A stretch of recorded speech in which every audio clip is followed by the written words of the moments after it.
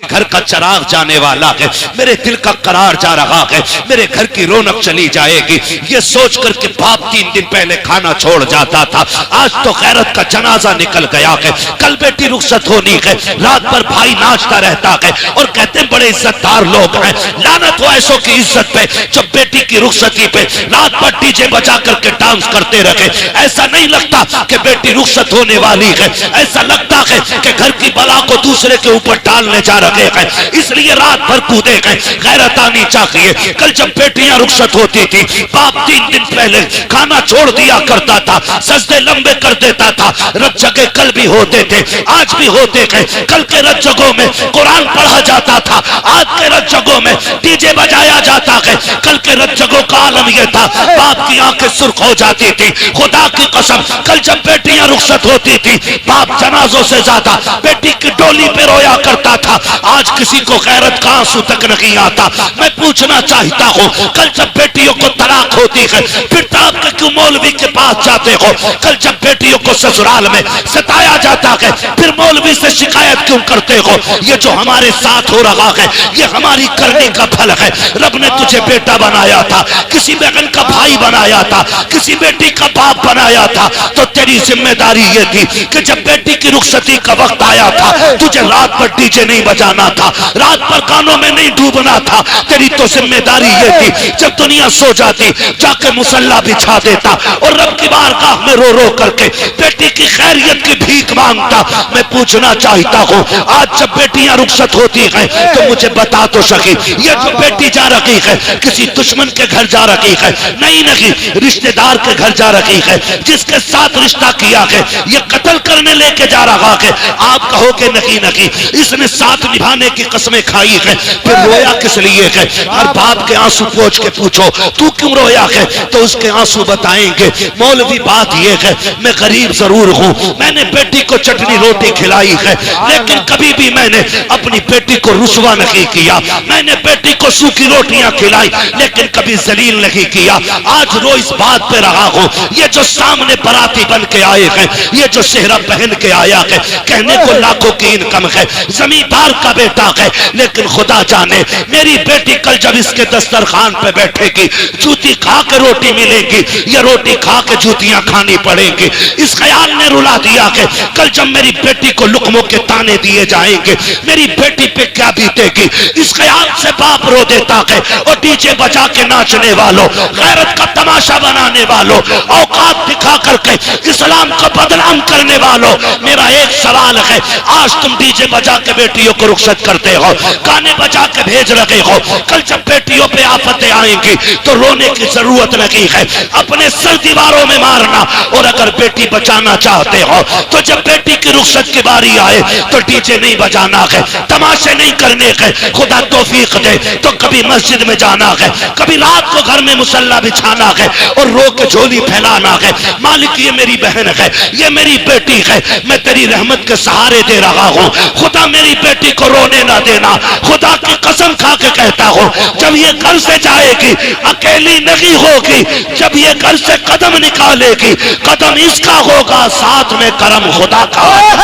नारे तकबीर, नारे तकबीर, नारे, मेरी आवाज से आवाज मिलाकर बोलिए, नारे तकबीर, नारे रिसालत, नारे होशियत, नौजवान कमेटी, इश्क मोहब्बत, इश्क मोहब्बत, उर्से मुकद्दस, उलमाए सुन्नत जिंदाबाद। आज रोना है मेरे भाई, रोना है। 10% रोने से होते हैं। बाबा दुआ करते हैं बेटी ससुराल में दुख में रह रही है। 10% बाप रो के कहते उनकी सांसें भी पूरी नहीं हो पाती हैं। जी जी, बात करते करते लहजे टूट जाते हैं उनके, वो बेटी का दर्द पूरा नहीं बता पाते हम लोगों से। कहते हैं बस दुआ करें अल्लाह बेटी के दिन अच्छे कर दे। क्या बेटियां बाप को प्यारी नहीं होती हैं? बोलो जी जी, होती हैं कि नहीं होती हैं? बेटियां भी बाप को प्यारी होती हैं, बेटे भी बाप को प्यारे होते हैं। फर्क इतना है, बेटे को चोट लग जाए तो तड़प के कहता अब्बा मुझे यहाँ चोट लगी है, लेकिन बेटियां जब ससुराल में सताई जाती हैं ना, तो वो कभी बाप से आके नहीं कहती अब्बा आज इतना मारा गया है। अब्बा आज खाना नहीं मिला है, 3 दिन से तेरी बेटी फाके से है। जब भी बाप की दहलीज पे आती हैं हंसती हुई आती हैं। क्यों? सिर्फ इसलिए ताकि मेरे बाप को मेरे दुखों का पता न चले। ये जब लोग पूछते थे ना क्या लेके घूम रहा है, कभी ये नहीं कहता था बेटी ये कंधे पे, कहता था मेरी शहजादी बैठी है मेरी कंधे पे।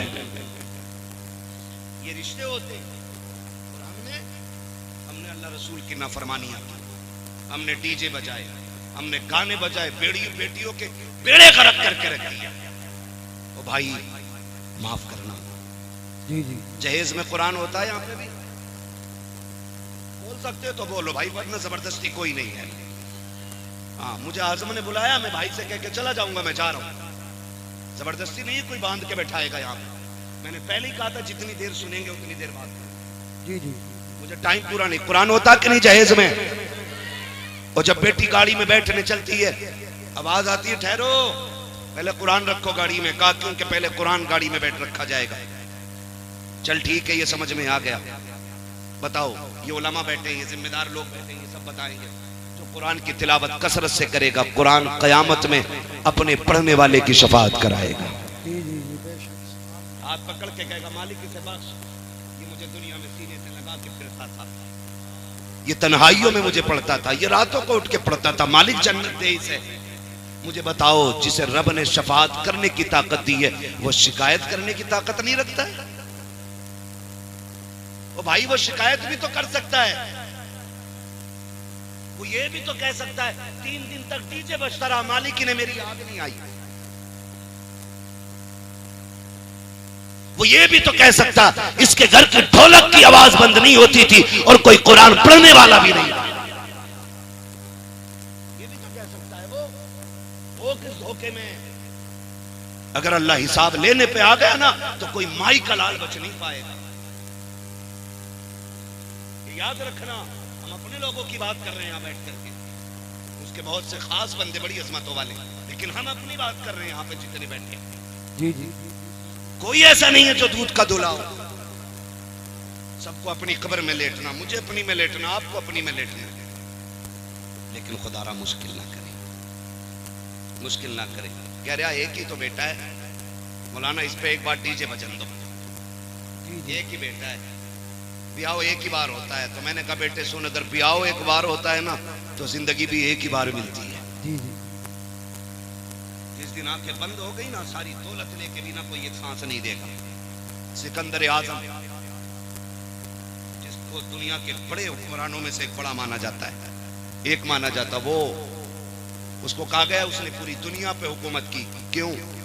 क्योंकि वो बहुत कम उम्र में ना आधी दुनिया पे कब्जा कर चुका था। कितनी दुनिया पे?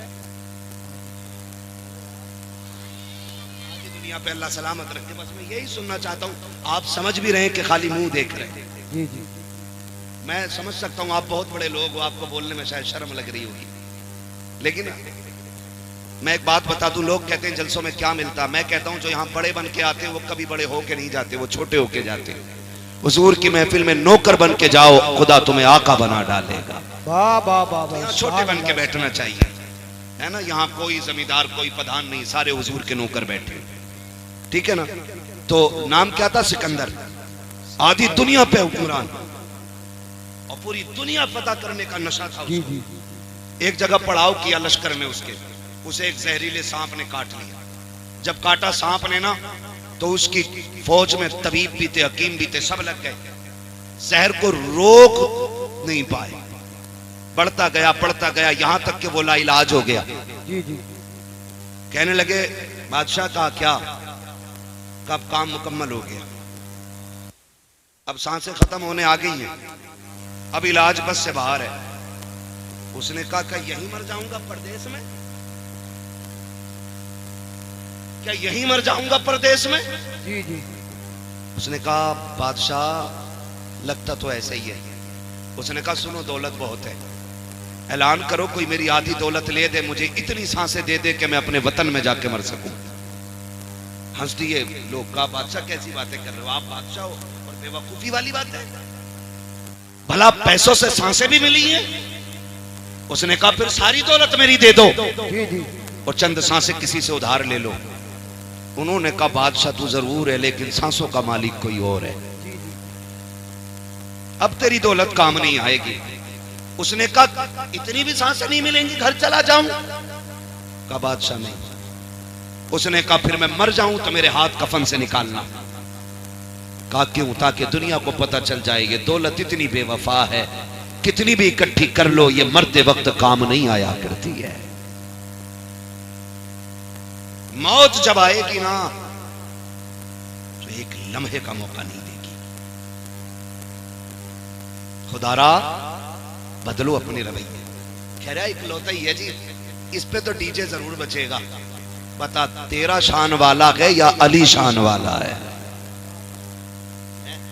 आप अंदाजा लगाइए तेरा कितना शान वाला कि मेरी 50 बीघे मेरे लल्ला के हिस्से में 50 आ रही है ना बेटे, धोखे में है ना तेरे हिस्से में 50 ना तेरे लल्ला के हिस्से में 50।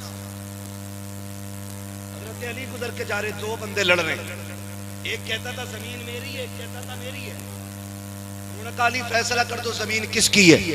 हजरत अली फरमाते हैं ठहरो मैं अली हूं, जमीन से खुद पूछ लेते हैं तू किसकी है। ठोकर मारी, कहने लगे जमीन मैं अबू तुराब हूं, ये कहता मेरी है, ये कहता मेरी है, तू बता किसकी है।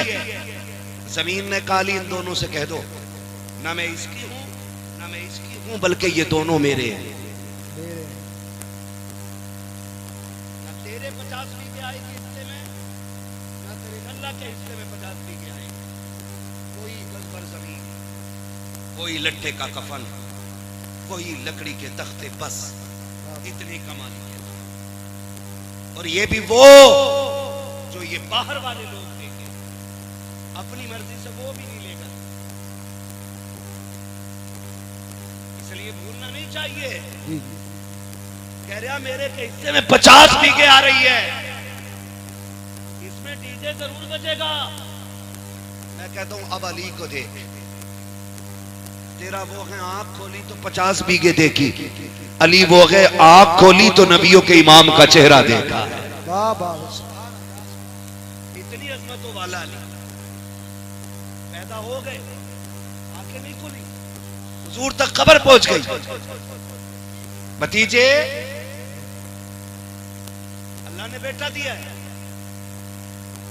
खुशी के मारे हुजूर दौड़ के आए देखने के लिए। चचा जात भाई है, जैसी आए कहा मेरा भाई दिखाएं मुझे। चच्ची ने कहा शहजादे खुशी है कि अल्लाह ने बेटा दिया है, तकलीफ है कि वो आंखों से देखता नहीं। कहा क्यों? कहा कि खुलती नहीं, लगता है नाबीना है। हुजूर फरमाते हैं लाओ गोद में तो दो। जब हुजूर ने सीने से लगाया, हाथ में लिया, गोद में उठाया, हजरत अली ने आंखें खोल दी। जवान हुए, पूछा अली आंखें बंद क्यों रखी थी? कहने लगे अली ये तय करके आया था कि अगर पहले देखूंगा तो अपने यार को सबसे पहले देखूंगा। कहने लगे मैं ये तय करके आया था, पहले हुजूर का चेहरा देखना। इनसे शान वाला कोई हो तो लाके दिखाओ। कह रहा मेरे में डीजे जरूर बजेगा। खुदारा खत्म करें तमाशे, खत्म करें। और ये डीजे बजाने वाले डीजे कर लागा और सफेद कपड़े, काले जूते पहन के और रुमाल कंधे पे, पर्स बगल में दबा के, लड़के का अब्बा छोड़ी ना, इधर से कौन है ये? क्या जिनके कानों तक ये सिलाई आई है ना सुरमे की, यही लल्ला का अब्बा है। खींच के सुरमा लगा रहे आज। और डीजे वाले तो कह रहे आवाज खोल, कलेजे फट जाने बेटे, कलेजे आवाज खोल। वो तमाशे किए हमने, और बाकी छोटे ये जलसे वाले चले गए होंगे तो क्या करोगे? जलसे करोगे, क्या फायदा मिला? क्या फायदा जलसे से? फिर तब ऐसी बातें होती है जी। और जब बारात निबट जाती है ना, फिर दरवाजा बजता, cut cut cut cut cut cut cut cut. फिर दरवाजा नहीं खुलता। का कौन है? का डीजे वाला पैसे लेने आया है। निकल गई मुखिया गिरी। तो ये तो दिए 15,000 तो लगे थे। डीजे पे 50,000 खर्च करने वाला इमाम साहब की 2 रकात पे मर जाता है। 500 रुपए थे, 500 में चल रहे। हमारे अब्बा के में 30 रुपए गए थे, दादा के में 12 रुपए गए थे, हमसे 100 रुपए ले लो। ये हमारी कंडीशन है। मैं एक बात यहां अलग हट के कहूं, तुम्हें क्या लगता है कि सारे लोग गुंजाइशदार हैं? सबके घर में खुशहाली है? नहीं ना। अभी गुलफाम भाई से आपने सुना, उन्होंने एक बात आपको बताई, जो मांगता है उसे ही जरूरतमंद ना समझे। कई बार सफेद कपड़ों के नीचे भी कई जख्म छुपे होते हैं, ये भी आप याद रखें। ये जो तमाशे बना रखे हैं ना, वो आतिशबाजी होती है कि गरीब की बेटी का कलेजा छल्ली होता है। जब रुखसती के वक्त किसी की बेटी की रुखसती पे आतिशबाजी होती है, गरीब कहती है हो क्या रहा है। कभी यतीम से कहा जाता है आज फलां की बेटी रुखसत हो रही है, वो बेटी जिसकी बालों पे सफेदी आ गई, जिसके घर में इज्जत से रुखसत करने के लिए 4 पैसे नहीं, आज उस यतीम को बाप का दौर याद आता है। आज वो सोचती है काश बाप होता, आज मेरे भी हाथ पीले हो गए होते, आज मेरा भी बाप होता, काश वो भी दामाद खरीद पाता। लेकिन आज कोई खरीदने वाला दामाद नहीं है, आज कोई हाथ पीले करने वाला हमदर्द नहीं है। जब बेटियां सिसकियां भर के रोती हैं तो तुझे क्या लगता है कि तेरी ये चंद टकों की आतिशबाजी से, तेरे घर की खुशी से किसी और को खुशी मिल जाएगी? नहीं, खुदा का वास्ता, अल्लाह ने तुम्हें अमीर बनाया है, पैसे वाला बनाया है, तो सुन, जितने पैसे से आतिशबाजी कर रहा है, जितने पैसे से तमाशा कर रहे हो, जितने पैसे से ढोलक बजाते हो, जितने पैसे से डांस वाले लाते हो, उसी पैसे को उठाओ और किसी गरीब की बेटी की रुखसती में लगा दे। खुदा की कसम मैं नहीं जानता ये जमाना क्या कहेगा। अगर तेरी बेटी के साथ किसी गरीब की बेटी रुखसत हो गई तो कोई कुछ कहे ना कहे, मदीने वाला मदीने से तुझे सलाम भेजने लग जाए। नारे तकबीर, नारे रिसालत, नारे होशियत, मसलके आला हजरत, उलमाए सुन्नत, ख्वाजा का हिंदुस्तान, उर्से मुकद्दस, जिंदाबाद जिंदाबाद। भाई ये फालतू के खर्चे खत्म करें। जी जी करेंगे इंशाल्लाह खत्म, इंशाल्लाह। बोले इंशाल्लाह। और एक और कह दूं कड़वी बात, माफ कर देना, बात बहुत खराब कहने लगा, कह दूं भाई, कर लेंगे ना बर्दाश्त। उम्मीद है ऑपरेशन कराने वही जा सकता जिसे दर्द की बर्दाश्त होगी। समाज में कुछ ऐसे भी कुत्ते के पिल्ले पैदा हो गए कि जो 20 लाख 30 लाख 40 लाख की भीख लिए बगैर किसी की बेटी अपनाते ही नहीं। मैं ऐसे लोगों को कुत्ते से बदतर मानता हूं, इसलिए कि कुत्ता फेंका हुआ खाता है और ये छीन के खाने वाले कुत्ते होते हैं, जिनकी वजह से बेटियों का जीना हराम है गरीबों में। ये कंडीशन हमारे समाज में, ये इस्लाम तो नहीं दिया था ना मेरे नबी ने। जिसके 4 बेटे उंगलियों पे गिन रहा, 10 लाख गुड्डू में मिलेंगे, 10 पप्पू में मिलेंगे, 10 सुमन में मिलेंगे, 10 धन में मिलेंगे, बैठे बैठे करोड़पति बन गया। सुन भाई, तेरी सांसों का मालिक भी अल्लाह है और तेरी बेटे की सांसों का भी मालिक अल्लाह है। अगर वो ना चाहे ना तो दूल्हा बन के एक कदम नहीं चल पाएगा तेरा बेटा। हजरत की कंडीशन है, कल तक जिन्हें रोटियां नसीब ना थी आज 20-20 रुपए 20-20 लाख मांग रहे। जिनके गुजारे छीछड़ों पे होते रहे वो आज सैंपल भेज रहे। बारात का खाना ऐसा चाहिए, तेरे बाप ने कमा के रख दिया हराम का। जो मांग के जहेज लेगा वो जहेज नहीं, जहन्नम का ईंधन है। पूछ लो जाके किसी मौलवी से। जी जी जाओ पूछ लो, जहेज नहीं है ये, बेड नहीं है ये, मरने की देर है। अल्लाह इसी के बदले में कब्र को जहन्नम बनाएगा। याद रखना। कभी सोचा हुजूर आए, हुजूर ने बेटियों को रहमत बताया, तुमने फिर भी सहमत बना दिया। हुजूर आए, बेटियां बाप की जन्नत की जमानत बनी, तुमने बेटियों को मौत का जिम्मेदार बनाया बाप की। कुछ दिन पहले की खबर है, एक बाप 3 बेटियों को लेकर ट्रेन के आगे कूद गया। वजह पूछी गई, एक पर्चा लिख के गया था कि समाज का पेट भरने की दौलत नहीं, इसलिए मैं इज्जत के साथ बेटियों को लेके मरना चाहता हूं। वाह वाह वाह, सुभान अल्लाह। ये याद रखिएगा, मत बुलाना दोबारा।